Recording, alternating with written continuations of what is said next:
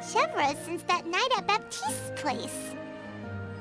Well, guess there's no point in worrying about it now. Let's go join up with the others.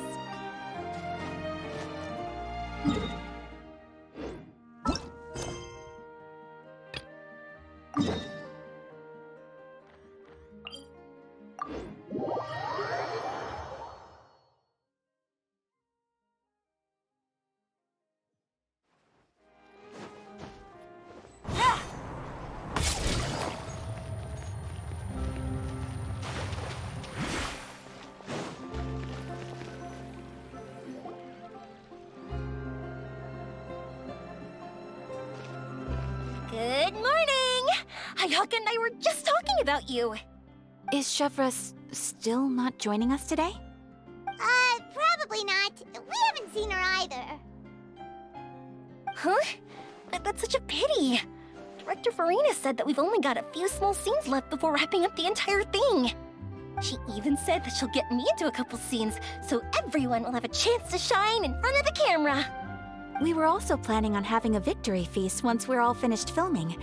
You can join us, right? If only Chevros was here. I still haven't taken a photo with her. I'm afraid that can't be helped. Those special patrol folks are like phantoms when they've got a case on their hands. But to be honest, I'm even more concerned by what I read in the Steambird earlier this morning. It said that the killer in the murder case was none other than the author of the Two Musketeers. Oh yeah, I heard about that too. He came forward and confessed his crimes, but gave no explanation as to why he pulled the trigger. We didn't know about this case at all when we joined the film. Is it going to affect the reception of our work? From a pure publicity standpoint, this will draw a lot more attention to our film. I have to say, though, that no director can be perfectly comfortable with garnering attention through means other than artistic skill. To be fair, I feel like that ship sailed the moment you allowed yourself to be named as the director on our posters. It's not my fault that I'm super popular. What was that saying again? My popularity has, Sunk to an all-time low? spread to the four corners of Teyvat.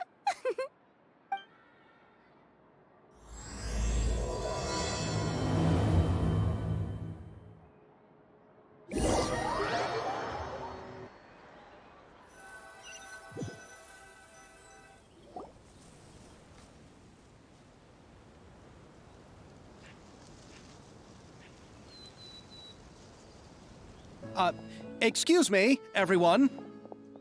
Xavier! Feels like it's been ages since we last saw you. I've been talking non-stop with the Film Association, and I'm absolutely swamped trying to coordinate the film's marketing. So forgive me for not being around more often, but please believe me when I say that I will make sure everyone's hard work gets the exposure it deserves. Oh, seems like you've been fighting your own battles. Yes, that's one way to put it. Oh, and before we begin the final round of filming, please allow me to finally introduce you to the original investor of our film, Mr. Morris. A pleasure to meet you all. Yes, glad to make your acquaintance, Mr. Morris. We've heard about the issues you've encountered with your financial situation, and genuinely hope that things have taken a turn for the better. Oh, well, the situation has indeed improved somewhat. Don't worry, Mr. Morris. Accidents and last-minute challenges happen all the time. There's no need to blame yourself over it.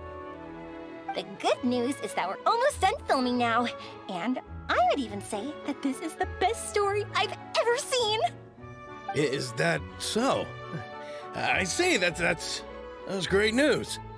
All right, now that we've gotten all the pleasantries out of the way, let's get this show on the road.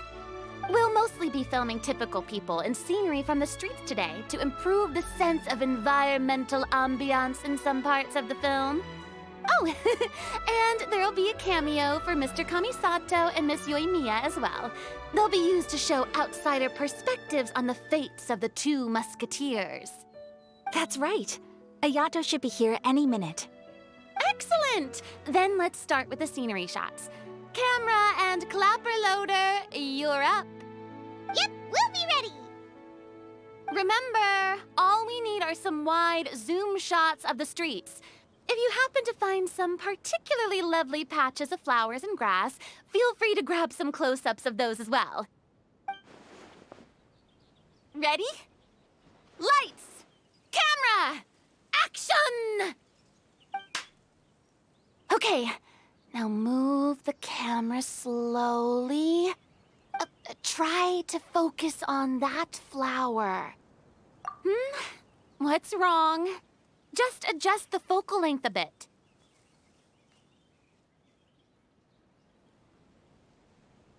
Something the matter? But wasn't it working fine for all the days before? Veronique, can we try a different camera? No problem. How about this one? All right, let's give it another try. Lights! Camera! Action!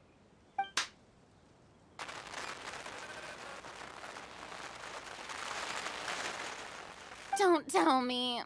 This one is broken too? Veronique, do we have any other spare ones we can use? I'm afraid we only brought these two today. What? Then go find a workshop to get them repaired right away. Oh, and you too, Bono. Go find our spare camera in the warehouse and bring it back to the set. On it. Greetings, everyone. My apologies for the delay. Is something the matter, Ayaka? It seems like there are some issues with the filming equipment today. We're stuck for the moment. I see. Well, let's not just stand here twiddling our thumbs. Actors, to the makeup booth. We'll start on the next scene as soon as we get a working camera. The people at the workshop told me that the part which holds the lens in place seemed to have fallen off. That's super strange. It was perfectly fine just yesterday. Well, no time to dwell on that now. Let's get back to filming. Ahem! Quiet on set! Places, everyone! Lights! Camera! Action! By the way, have you heard about that recent murder case? Yes, I have. It seems that they've caused quite the commotion in the city. I heard that the chief of the guards is so mad about not catching the culprit that he's about to explode. Oh? I find that quite hard to imagine, considering how he already looks most days. Director, we have a problem. Oh, we're in the middle of a take! Couldn't you wait until we wrapped up this scene? No, Director, our film, all the finalized film that we've been keeping in the case has disappeared. Oh, wait, what did you say? Mr. Bono, please take me to where the film was kept right away. I'm coming too. No, Yoimiya, you have to stay here. Oh. Okay, listen up. Everyone who's not working on this current scene can go with Bono to look for the film. Everyone else, stay put and wrap up the scene. Unbelievable. How could all these problems happen in just one day? We're back. How did it go? Did you find the film? We found it in the sewers. Huh? In the sewers? Is the film still okay? We discovered it just in time, so we should still be able to salvage it. The others are checking now to see if we lost any specific scenes. Oh, you scared me for a moment there. I nearly thought we had lost everything. I really don't want to experience that feeling of despair again. Okay, but who could have stolen the film and dumped it there? Could it be, some competitors working on other films? But if they wanted to harass us, why wait until the last day? Okay, we don't have time to really look into it right now. Let's strike while the iron is still hot and wrap this thing up once and for all. Yeah, let's finish it.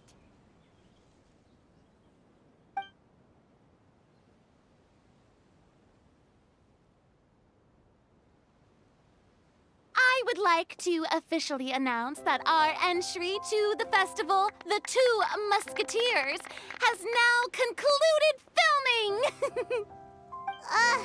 Paimon is spent. It's so late already.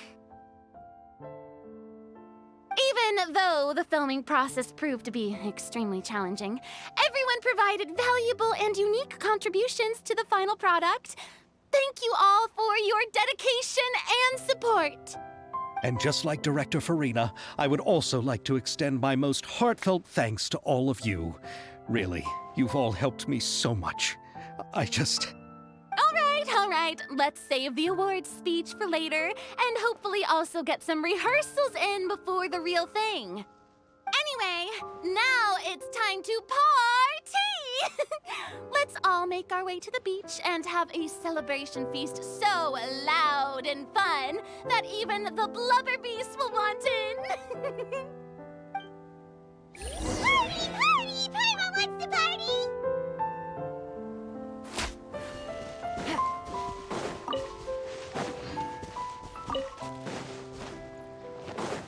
Whoa, this place is hopping.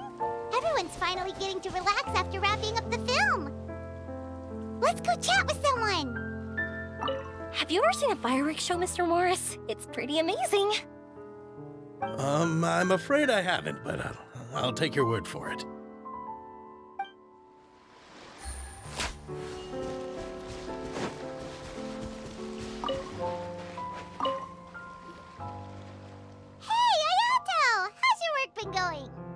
Everything went rather smoothly.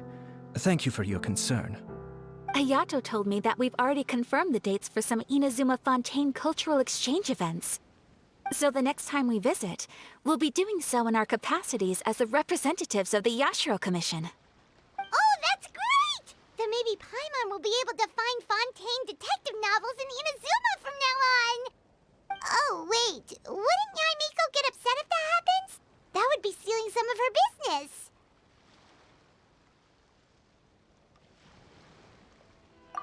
You've got a point. She's always complaining that light novels have become bland and too predictable after all. The cultural exchange won't only feature literatures of both nations, of course. We have also made plans for cross-cultural engagements in the fields of gourmet cuisine, toy making, and artisan craftsmanship. Whoa! Paimon's getting super excited now! When the time comes, be sure to visit and participate in all the events.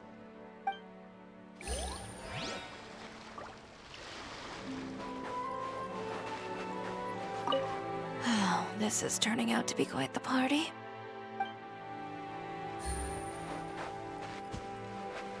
I was thinking, if this film turns out to be a success, could I ask the two of you to stay and be a part of my crew? Of course, I'll definitely increase the pay for next time. I'd be more than happy to, Mr. Xavier. Thank you for the offer, Mr. Xavier. But I've made some plans to go on a journey to the other nations once the festival is over. Is that so? Well, then in that case, bon voyage, Miss Veronique. Please feel free to get in touch once you've returned to Fontaine.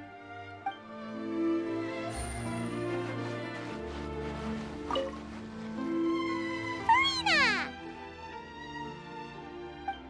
Oh, my darling clapper loader and camera operator. You've both worked really hard. Paimon thinks you worked even harder than us. Honestly, Paimon was getting a little tired of playing with the clapperboard by the end of it. Worst of all, Paimon started having dreams of you shouting, "Lights, camera, action!" into Paimon's ears. The actual dream can't even start until you've yelled that. Hey, if anything, shouldn't I be more grand and delightful in your dreams? We've been through so much together, and that's how your brain remembers me? That's not Paimon's fault. We've just used the clapperboard too much lately. Anyway, what's most important is that we've wrapped the film. I'm pretty confident that we'll take first prize.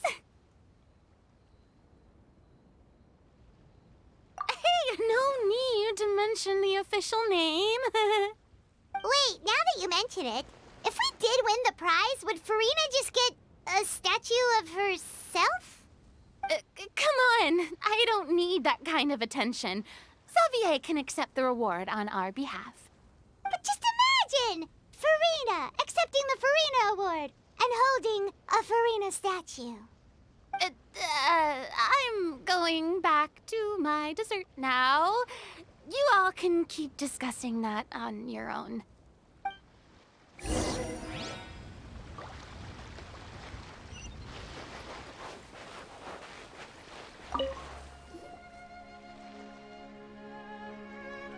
Chiori! Hey, you two. Are you not really into these kinds of big social occasions? Not particularly.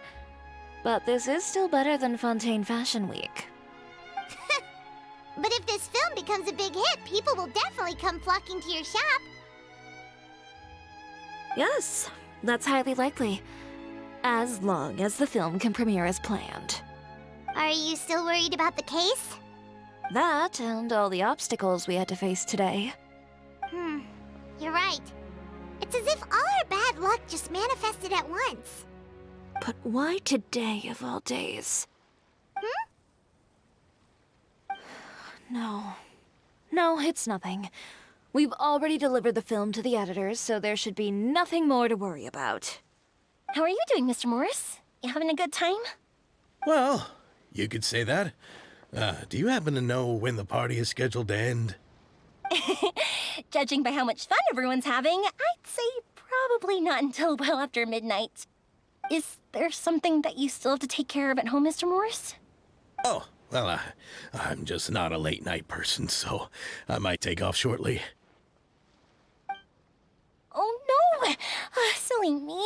I almost forgot something super important. Oh, what is it? I prepared a whole batch of fireworks for the party, but I forgot to bring them over from the warehouse. Fireworks, you say? Well, that's, truly a pity. Sorry things didn't go as planned. Could you help me carry them over, Mr. Morris? I won't be able to fetch all of them by myself. Me? Are you sure that you can't find anyone else? I just wanted to make this a surprise for everyone. The warehouse isn't far from here. We'll be there in no time. Pretty please, Mr. Morris. These are some of the best fireworks I've ever made. So I also want you to see them before you leave. They're stunning. I promise that they'll be a once-in-a-lifetime experience that you'll never forget. But... It's okay. Just come with me. If we're sneaky enough, nobody else will see us leaving. All right. The warehouse is right over here. I moved the fireworks there in advance, so it shouldn't be too much work bringing them back. It's still a ways away from the party. Sorry about that, Mr. Morris. It's probably because I'm used to carrying fireworks all the time, so it doesn't feel like a lot of work to me.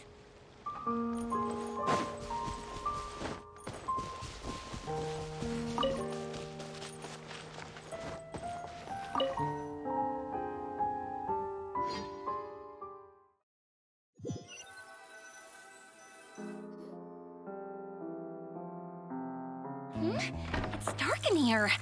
Wait here, Mr. Morris. I think the light switch should be somewhere over here. Why did I have to get roped into this? What was that?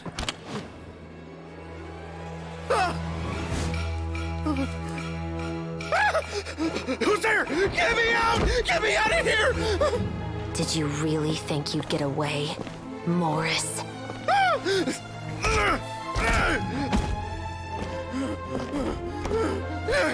You've got the wrong guy. It wasn't me. I'm not the killer. You know, Eliza died a far more heroic death than this. She fought your assassin to the end, to save the children she had hidden beneath the floorboards.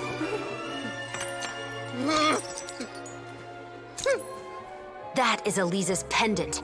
The one with a photo of you two inside. The one you gave her. Ring any bells? It's a fake! It has to be! There's no way! No way your assassin didn't destroy it, you mean?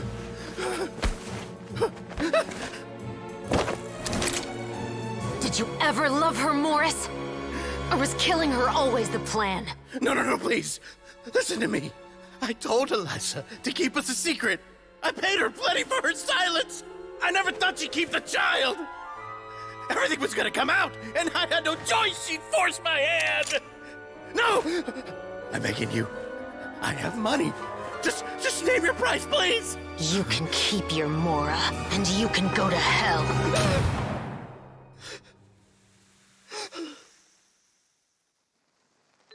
I'm Captain Shovraz of the Special Patrol. Morris, you're under arrest for Eliza's murder. Huh?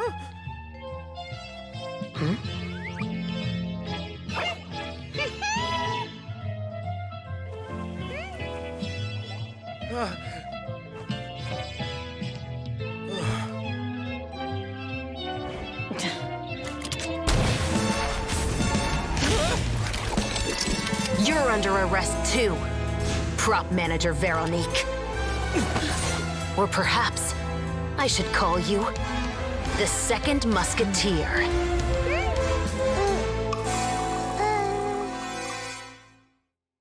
Wait, what's going on? This wasn't in the script. Drop the gun, Veronique. Why? Why would you keep me from exacting revenge on this heartless monster? Drop your weapon. This is my final warning.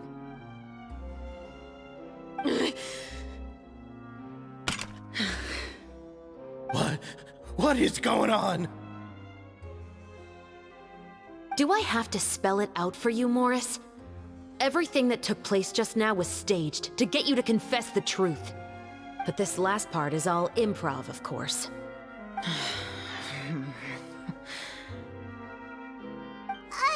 Shivers, you told us you wanted us to help you stage a play. You never said anything about the Second Musketeer. It's because even I had no way to confirm my theory until now. Thank you for your performance, Yoimiya. Could I trouble you to go and bring in the other Special Patrol members? They should be on standby just outside. Oh, and please tell the other cast members not to worry about us. We'll be rejoining them shortly. On it!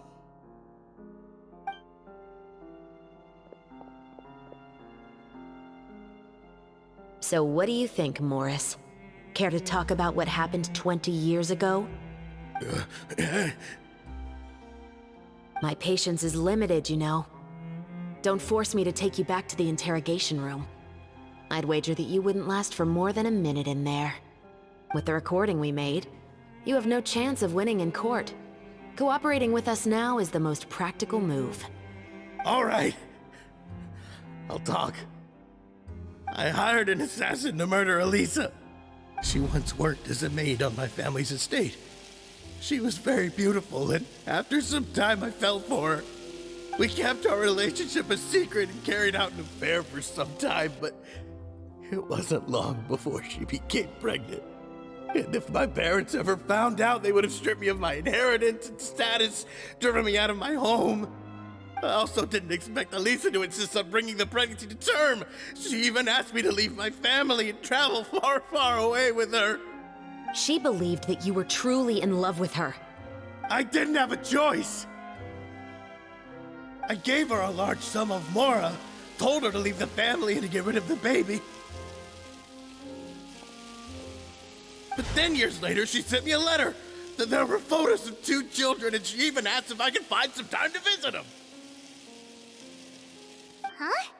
2 children? Paimon thought Baptiste was the only... you mean... Even if she had the children against your will, you could have just ignored the letter entirely. Why kill her? I had just gotten engaged to be married to an heiress from another wealthy family. So if anyone were to find out about Eliza, my life would be completely ruined. I didn't have a choice. No, you always had a choice. You just made the wrong choice. Again. Do you know how it feels to watch your mother be killed right in front of you?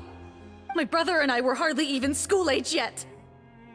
We were hidden beneath the floorboards, grasping each other's hands like a lifeline. We were so terrified that we didn't even know we could ever take a breath.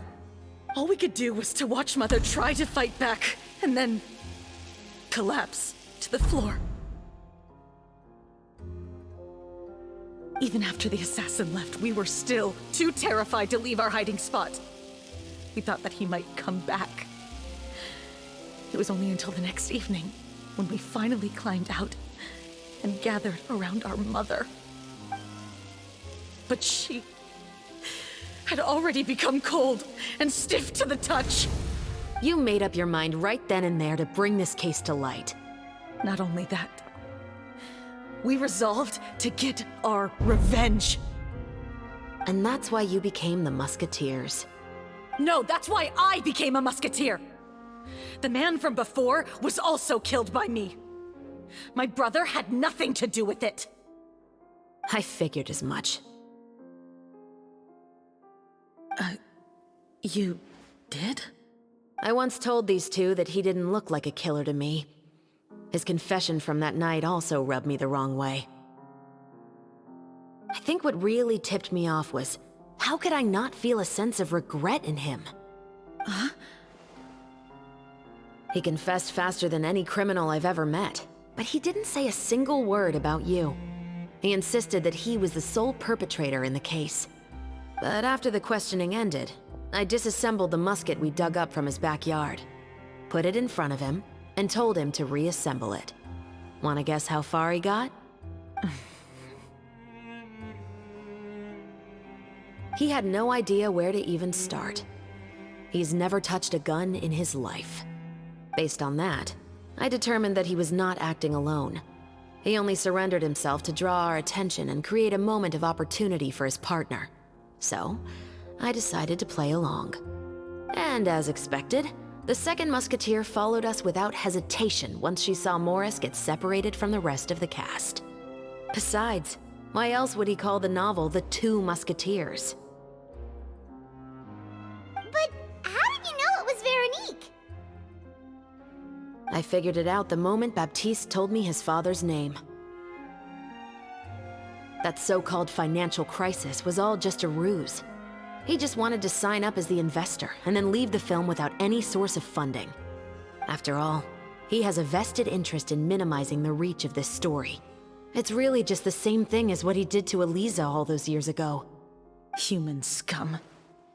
But then Xavier pulled out all the stops and got the film made against all odds. Morris couldn't have that. With the killer in custody, he figured it was safe to act. And so he came to visit the set today, just as I expected. Wait, so you were behind all those mishaps today?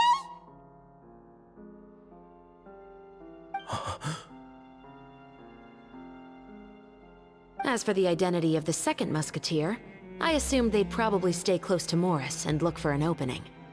And if they already knew that Morris was the film's investor, then that narrowed the list of potential suspects as well. Furthermore, being the props manager would allow the culprit to avoid scrutiny by purchasing mechanical parts in the name of the crew. With that hypothesis in mind, I went back to check Baptiste's orphanage adoption records. Guess whose name I saw on the same page, just a few lines from his. My brother. He trusted you. As in, he trusted me to perform the deed on his behalf? He trusted you to stand on the side of justice. I am. I thought you could do it as well. Oh, the look on your face when you told him to go to hell. I really thought you'd put a bullet in his brain. You know what he has done. Are you telling me that you'd rather see him spend the rest of his life living like a king in the fortress of Meripede? I will never be able to forget the feeling of my mother's cold, lifeless hands. And you would call this ending fair?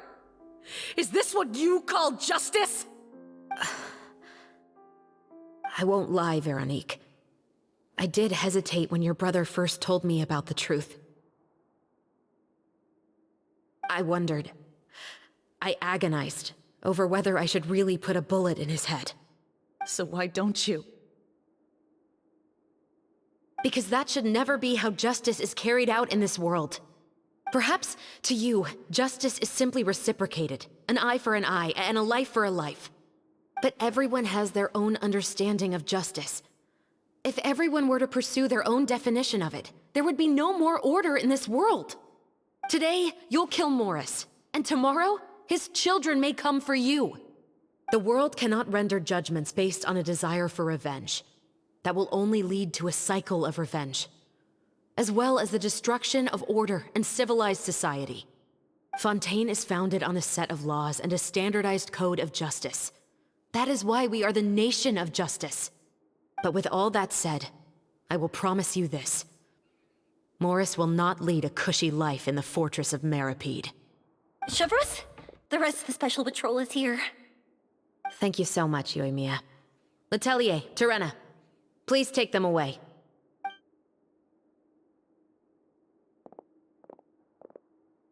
I still can't agree with your reasoning. I know. Justice has not been delivered. At least, not today.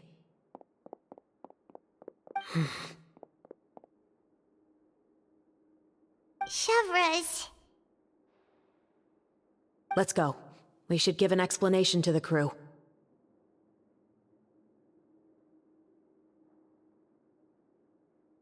Thank you for your concern. I'm fine. I'm just thinking about the things in life that have driven people to take justice into their own hands.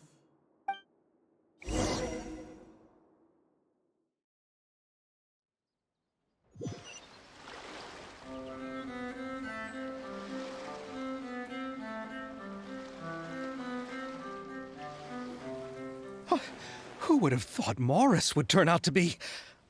I'm at a loss of words. How could he have done something like this? I'm just glad that you're all safe and sound. Who knew that such a labyrinth of cases would be behind this story? Well, what should we do now? We have a finished film, of course, but should we still go ahead with the premiere? What do you mean? Shouldn't you be even more motivated to spread the word now that you've learned the truth? Chiori is right. I'd also like more people to see this story for themselves. But the real ending of the story seems to have deviated somewhat from the one in the script. Is that still acceptable to you, Miss Chevreuse? The call is yours. We still have time to reshoot an ending if that's what you'd like. No, it's fine as is.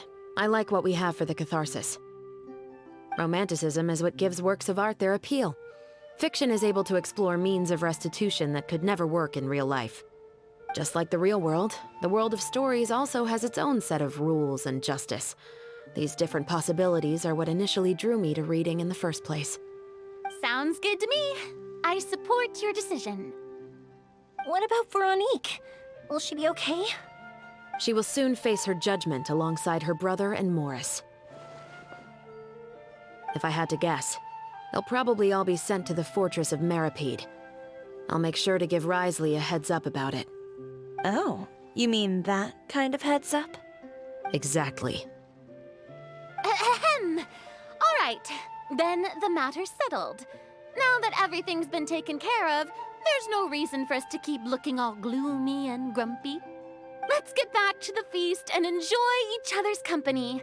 We'll be starting the post-production process tomorrow. You should join us, Chevreuse. You missed the first few hours of the party, didn't you? All right. Count me in. Then I'll wait for you over there. There's still some good news that I'd like to share with Chevreuse. Traveler, Paimon, could you wait for me by the sea after the party ends? I'd like to go on a brief walk with the two of you. Thank you very much.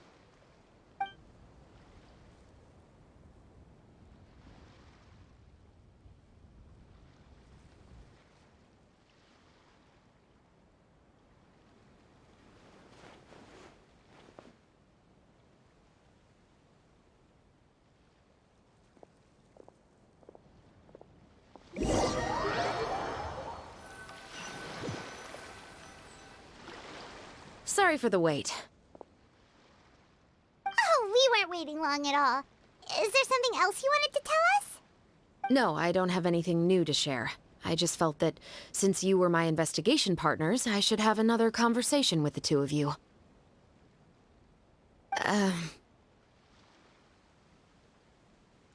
Traveler, how would you have responded to Baptiste's request if you were in my shoes? When I was young, my father often took me here to swim. We'd come rain or shine, even when it was freezing cold. He told me that swimming was the best activity to train one's strength of will. You could never give up before reaching the shore, especially when the water was cold. Oh? Why's that? Because the moment you give up would be the moment you die. At that point, I still hadn't received my vision.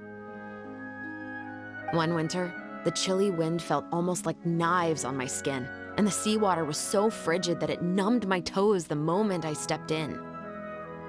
I cried and begged my father to spare me from having to swim across, but he wouldn't listen. He used to be a member of the Special Patrol as well. You could say it was his way of educating his children. That sounds awful. When he saw that I wouldn't stop crying, he just picked me up and tossed me into the icy water. The bone-chilling cold took away my senses. I couldn't feel anything but fear and rage. I waited for my father to save me, but one look and I knew he'd already started swimming for the opposite shore. I realized that if I were to give up, I really would die right then and there.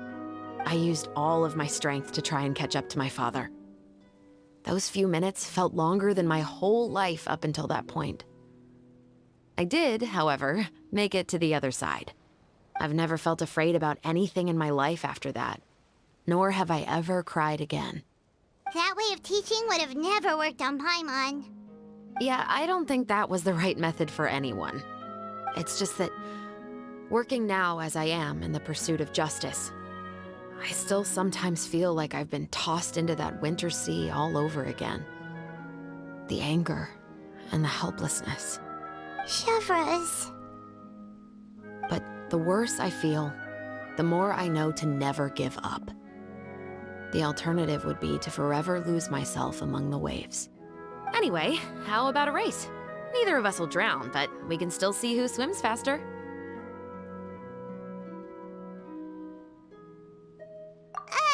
You guys go ahead!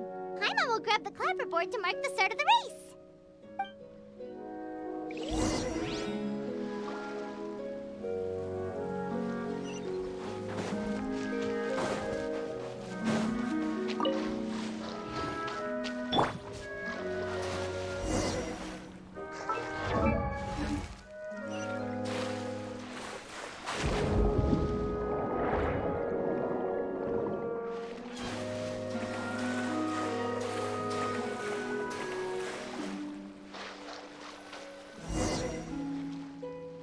Whoa, that felt good. You were so fast in the water, Chevreuse. You were swimming even faster than Paimon could fly. So, about the Special Patrol, did you join because of your dad? Partly, but I'd say I was more inspired by the heroes I read about in stories growing up. Oh, so it's due to your love of stories. Of course, it was only after I joined the Special Patrol that I learned that truth is often stranger than fiction. Come on, let's walk a bit more.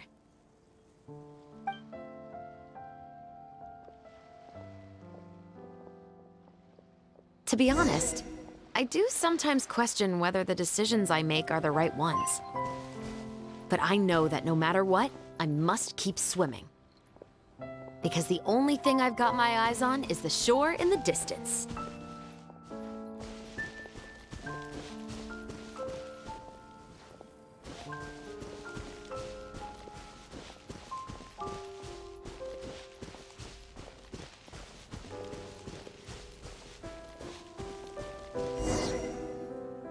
Thank you for coming on this walk with me.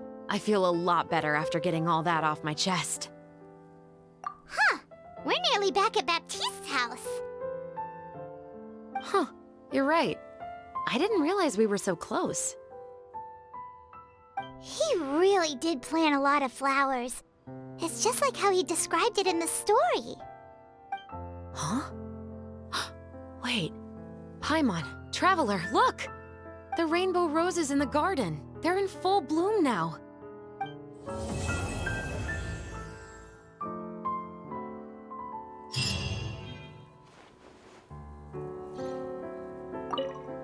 Even though it's a bit late, I must thank you for investigating this case with me.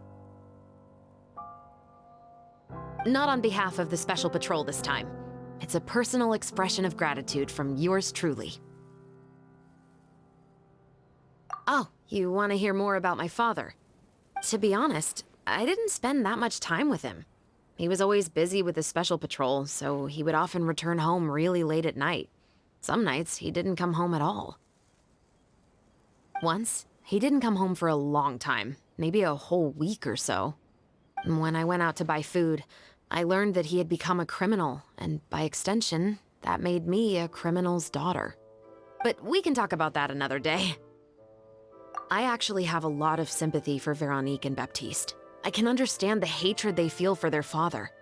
But that doesn't mean I'll allow them to walk the path of evil, even if it might lead to another sense of justice. Films are different from the real world. They're a form of art and represent the wishes in people's hearts. I adore the two Musketeers, and I'm very happy to have had the opportunity to act the role as one. I can't wait to catch the film when it premieres in the Opera House. I'm looking forward to seeing the audience's reaction to the climactic ending. Thank you for looking out for me. I'll see you at the award ceremony. I'd be very surprised if we don't win.